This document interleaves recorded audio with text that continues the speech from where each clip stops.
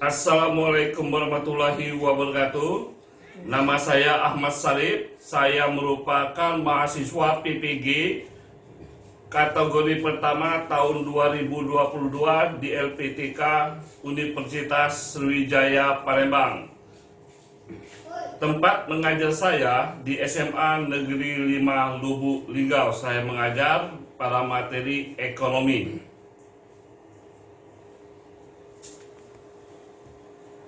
Assalamualaikum warahmatullahi wabarakatuh. Waalaikumsalam warahmatullahi wabarakatuh. Apa kabar kalian anak-anak? Baik, Pak. Alhamdulillah, yang penting sehat terlebih dahulu. Amin. Intinya itu. Iya, Pak. Nah, ketua kelas, kira-kira di sini yel kalian masih ingat nggak kira-kira? Masih Pak, kita masih ingat Pak.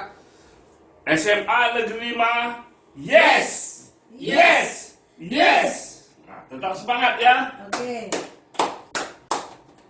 Baiklah, di sini sebelum kita masuk ke materi ketenaga kerjaan, ini kemarin kita membahas tentang masalah apa?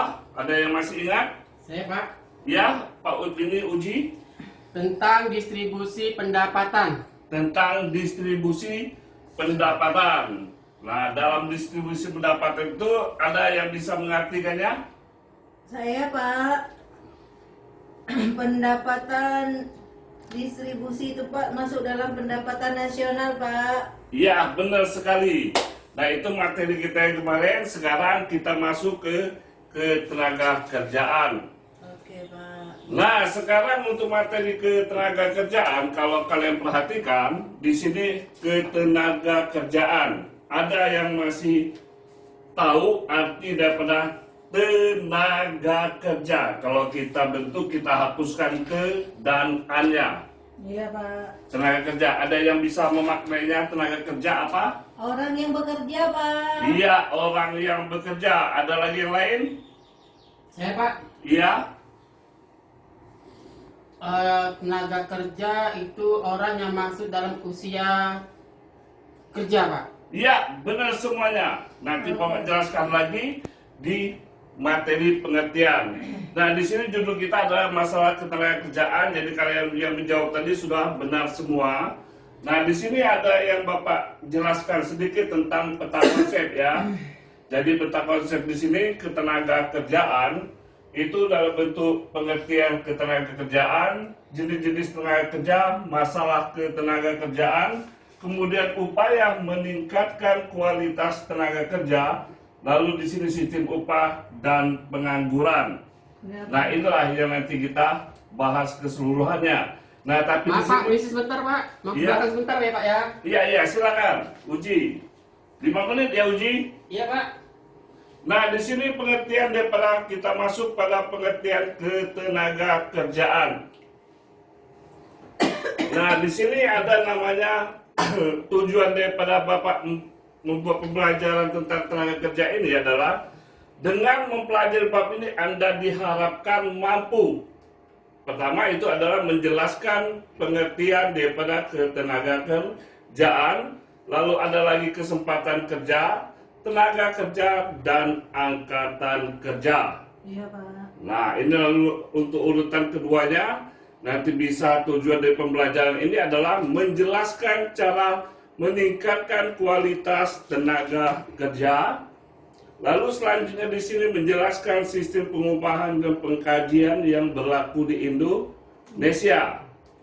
Lalu yang terakhir menjelaskan penyebab pengangguran dan menjelaskan dampak negatif pengangguran dan cara mengatasi masalah pengangguran di Indonesia. Inilah yang nanti kita bahas sampai habis nanti di sini pada tujuan pembelajaran yang dilakukan hari ini. Nah, selanjutnya di sini kalau kita perhatikan yang Bapak jelaskan masalah pengertian tenaga kerja. Jadi tenaga kerja ini berdasarkan Undang-Undang Nomor 13 Tahun 2003, tenaga kerja adalah setiap orang yang mampu melakukan pekerjaan guna menghasilkan barang atau jasa, baik untuk memenuhi kebutuhan sendiri maupun untuk memenuhi kebutuhan masyarakat. Jadi ada timbal baliknya nanti. Jadi orang yang bekerja itu dia menghasilkan barang atau jasa, kemudian ada timbal baliknya yaitu dalam bentuk upah. Iya, Pak.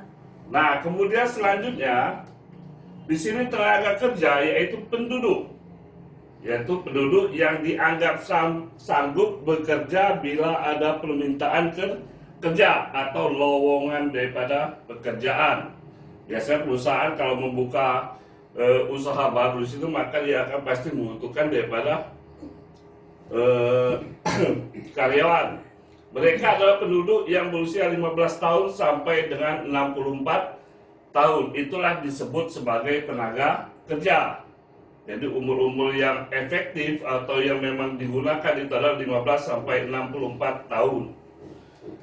Nah, komposisi penduduk dan tenaga kerja, kalau dibuat komposisi penduduk tenaga kerja, itu adalah penduduk.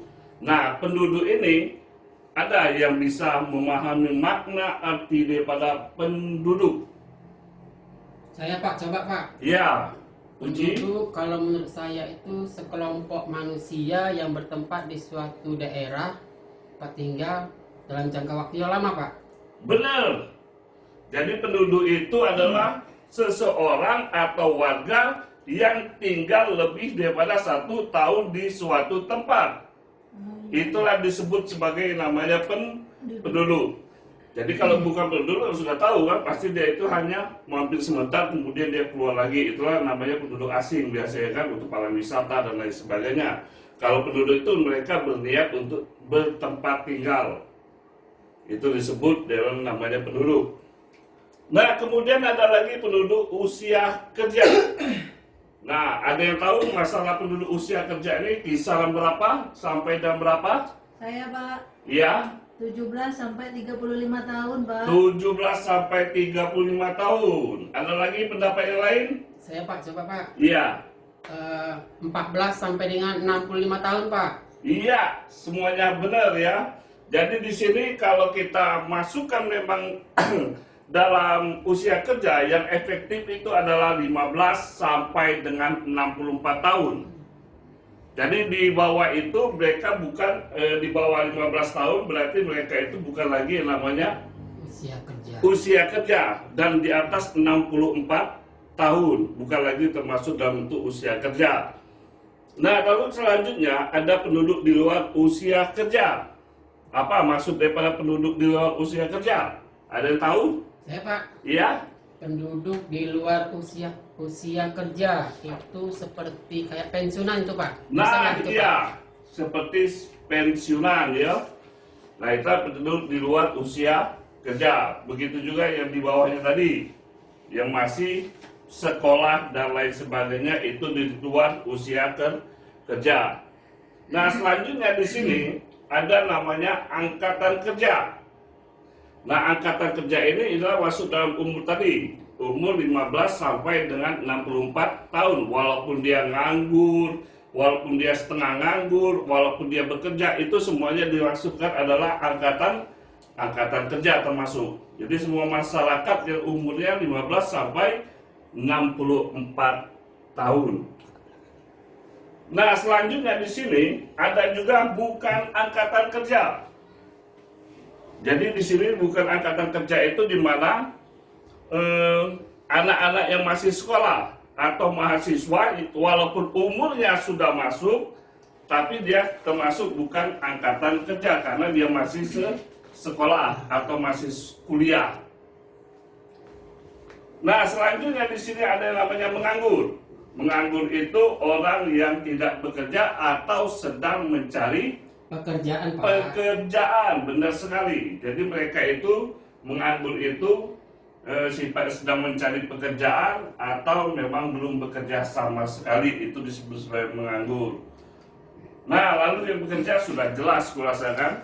Iya, Pak. Jadi siapa yang kira-kira bisa memberikan contoh yang bekerja tadi? Bekerja. Ya, Guru, tadi, Pak. Guru, Polisi. dokter, polisi, yang jelas dia mempunyai penghasilan. Itulah yang disebut sebagai bekerja. Lalu di sini bukan angkatan kerja itu adalah orang yang masih sekolah, lalu mengurus rumah tangga biasanya itu adalah kebanyakan ibu-ibu rumah tangga kayak mengurus rumah sedangkan suaminya bekerja. Lalu ada lagi di sini yang dikasih tahu teman ya tadi atas nama Uji tadi ya. Nah ini dari penerima pendapatan atau disebut sebagai pensiunan. Biasa di atas 64 tahun dia pensiun kemudian tetap dia menerima pendapatan. Kalau contohnya apa? Apa ya Pak ya? Pensiunan Dapat polisi Pak. Polisi, Pensiunan guru, PNS Iya. dan lain sebagainya. Nah itu yang disebut sebagai penerima pendapatan dia di atas 64 tahun. Nanya Pak, ada Iya. nggak Pak pensiunan tukang ojek Pak? Nah, Pensiunan. kalau tukang ojek itu sebenarnya dianggap sebagai menganggur setengah pengangguran. Jadi itu sifatnya setengah menganggur. Nanti Bapak jelaskan lagi kalau masalah tukang ojek dan lain sebagainya. Nah ini setengah menganggur. Jadi setengah menganggur itu dia itu mendapatkan suatu pekerjaan tapi tidak tetap. Oh. Itulah tukang ojek tadi kan dia menunggu, kemudian dia tetap dihitung dia bekerja, tapi dia menunggu daripada konsumennya akan menaiki motornya hingga mau dibayar kan. Jadi itu yang disebut sebagai setengah menganggur. Ada lagi contoh yang lain bisa memberikan Tukang beca Pak. tukang becak, bener. Lalu ada lagi yang jelas lagi biasanya adalah pada kuli bangunan. Kuli bangunan itu biasanya dia disebut sebagai setengah menganggur. Nah kemudian pengangguran penuh. Ini kalau pengangguran penuh ini mereka memang benar-benar menganggur. Jadi mereka ini benar-benar menganggur. Lalu ada kentara. Kentara ini sifatnya nyata. Nyata pengangguran setengah menganggur tapi dia sifat nyata. Kemudian ada lagi tidak kentara, tidak nyata. Dan lalu ada pengangguran potensial. Pengangguran potensial ini di mana di suatu pabrik biasanya ini diganti dengan alat-alat mesin sehingga tenaga kerja tidak lagi dipergunakan. Nah inilah ada bentuk komposisi dan tenaga kerja. Sudah jelas anak-anak semuanya? Jelas, Pak. Nah, ada yang ingin ditanyakan? Jelas Pak, tidak ada mau ditanyakan lagi Pak. Nah kalau semuanya sudah jelas, ini Bapak ada lembar daripada LKPD. Pada lembar LKPD ini nanti saya ingin kalian menjawabnya berdasarkan penjelasan yang Bapak buat tadi. Jadi yang di sini Bapak sudah menjelaskan. Jika kalian tidak ada mau tanya lagi, nah silakan kalian deskripsikan Bapak jelaskan ini, kebuatlah rangkumannya nanti dikumpulkan dengan Pak. Iya Pak. Iya Pak. Ya, ini pekerjaan per individu ya. Oke Pak. Ada yang mau ditanyakan? Tidak ada Pak. Kasih Pak. Terima kasih Pak. Ya, dikerjakan terlebih dahulu ya. Banyak soalnya Pak ini Pak. Kalau tidak selesai boleh PR tidak Pak ini Pak? Itu harus dikumpulkan. Yang mana bisa dulu baru ini dijawab dulu. Nanti ini kita bahas lagi. Oh ujian toh kerja kelah ini ujian toh Kau penyontek ini Pak. jangan cak itu. Aku bilang banyaknya gaweannya.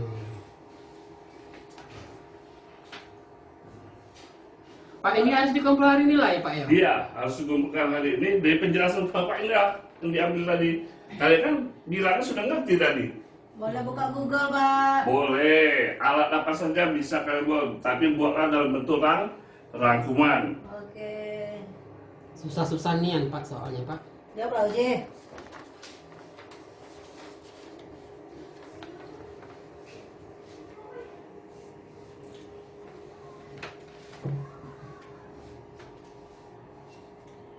Ujian toh.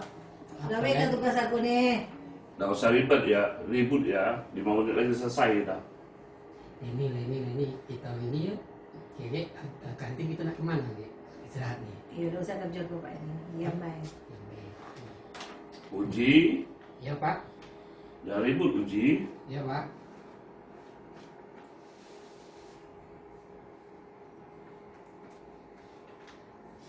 Ini nanti dibacakan nggak Pak tugasnya Pak? Nanti Bapak ambil nilai dulu, sudah itu baru dipresentasikan ke depan satu-satu untuk pertemuan selanjutnya. Oke Pak, terima kasih. Tapi dikerjakan hari ini akan dikumpulkan. Karena waktu kan masih lama tadi. Aduh Pak, susahnya Pak.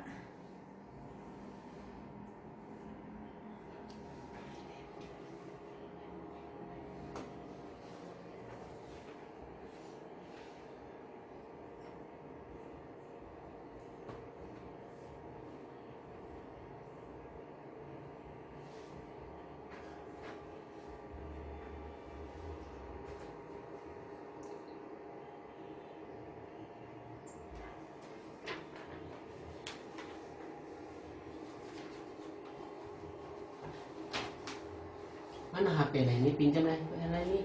Nah, cari di Google. Si paket aku ya.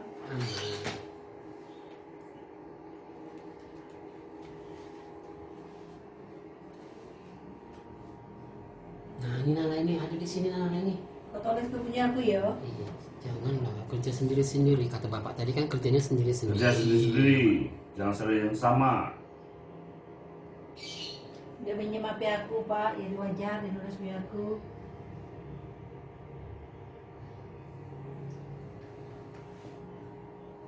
Nah, ini makasih ya Leni ya. Ya, punya Nah, aku. dapat aku jawabannya Len.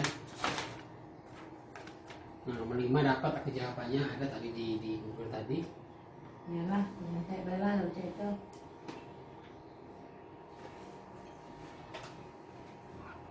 Selesai Pak. Nah, kalau sudah selesai dikumpulkan semuanya anak-anak. Saya ngumpul ya Pak ya. Iya. Sini Leni, tugasnya Leni. Ya Pak. Ini Pak. Ya, terima kasih.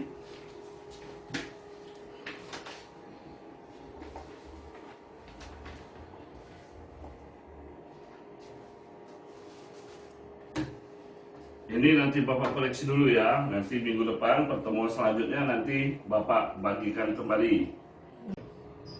Baiklah anak-anak, berhubung waktu sudah mau selesai, tinggal beberapa menit lagi di sini untuk materi kita masalah ketenaga kerjaan. Ada yang mau ditanyakan atau ada yang mau dibahas lagi? Ada Pak, saya Pak. Ya, Pak Anji. Saya itu masih kurang jelas masalah tadi Pak, pembagian penduduk. Ya. Di mana penduduk itu terbagi menjadi dua, ada penduduk angkatan kerja dan bukan angkatan kerja. Nah, contoh tadi yang angkatan kerja tadi itu apa saja ya Pak ya? Yang bukan angkatan kerja itu Pak. Oh, jadi yang di sini yang bukan angkatan kerja ya? Iya, iya, Pak. Nah, jadi saya jelaskan lagi tentang masalah yang bukan angkatan kerja itu merupakan yang kalau angkatan kerja sudah jelas, misalkan di atas dari 15 tahun sampai dengan 64 tahun. Berarti yang di bawah 15 tahun itu merupakan bukan angkatan kerja. Dan di atas 64 tahun itu juga bukan merupakan angkatan kerja. Nah, tapi ada juga yang masuk kategori angkatan kerja 15 sampai ke 64 tahun, tapi dia bukan angkatan kerja. Itulah seperti contohnya itu adalah orang yang masih sekolah atau orang yang masih kuliah. Itu termasuk dia bukan angkatan kerja. Nah, jadi yang sifatnya ini yang walaupun dia masuk di tenaga kerja, tapi dia disebut sebagai bukan angkatan kerja karena dia masih sekolah atau kuliah. Sedangkan dia di atas 64 tahun, itu biasanya orang-orang yang sudah pensiun atau tidak bisa lagi digunakan tenaga kerjanya. Ya, itulah inti daripada yang bukan termasuk dalam bentuk angkatan kerja. Nah, yang idealnya, yang jelas idealnya itu adalah 15 sampai 64 tahun. Ideal daripada yang disebut angkatan kerja. Selain itu mereka bukan angkatan kerja. Walaupun dia di bawah 15 tahun, di atas 64 tahun itu bukan merupakan angkatan kerja. Dan walaupun dia masuk angkatan kerja, dikatakan bukan angkatan kerja tadi, itulah tadi kan mahasiswa. Lalu ada lagi siswa yang kalian inilah yang sedang sekolah kan. Walaupun sudah masuk kategori tenaga kerja tadi, tapi kalian tetap masih sekolah. Ya, ada lagi yang mau ditanyakan lagi yang lain? Cukup Pak. Alhamdulillah kalau cukup. Berarti kita akan coba ambil pada bentuk kesimpulan dari materi kita tadi. Nah, sekarang coba uji Coba kalian simpulkan materi kita hari ini terlebih dahulu dari yang saya jelaskan tadi. Baiklah Pak, saya akan berusaha untuk menyimpulkan apa yang menjadi pembelajaran kita hari ini, yaitu mengenai ketenagakerjaan. Dapat disimpulkan bahwa kesempatan kerja adalah tersedianya lapangan kerja bagi angkatan kerja yang membutuhkan pekerjaan. Itu yang pertama. Yang kedua, bahwa tenaga kerja itu dapat diartikan penduduk yang bekerja aktif dan menghasilkan barang dan jasa. Kemudian kesimpulan yang ketiga, bahwa tenaga kerja itu dapat dibagi menjadi penduduk yang berada dalam usia kerja. Kemudian rentang usia kerja adalah umur 18 sampai dengan 64 tahun. Itu saja Pak yang bisa saya simpulkan dari pembelajaran kita hari ini Pak. Terima kasih. Nah, coba Leni. Ya Pak, angkatan kerja adalah penduduk dalam usia kerja, baik yang bekerja maupun tidak bekerja. Dilihat dari kemampuan dan kualitas pekerja, maka kelompok tenaga kerja dikelompokkan menjadi tenaga kerja terdidik, tenaga kerja terampil, tenaga kerja tidak terdidik, dan tidak terampil bukan tenaga kerja. Cukup Pak. Ya, kalian sudah paham semuanya intinya ya. Jadi seperti itulah membentuk rangkuman atau deskripsi yang telah jelaskan, sama persis seperti itulah intinya adalah masalah ketenaga kerjaan ini berdasarkan jenis kegiatan untuk dibedakan menjadi tenaga kerja rohani dan tenaga kerja jasmania kalau inti daripada pembicaraan kita hari ini ya. Nah sekarang kalau ini sudah semuanya, marilah kita akhiri dulu materi kita hari berhubung waktu telah selesai. Saya akhiri. Wassalamualaikum warahmatullahi wabarakatuh. Waalaikumsalam warahmatullahi wabarakatuh.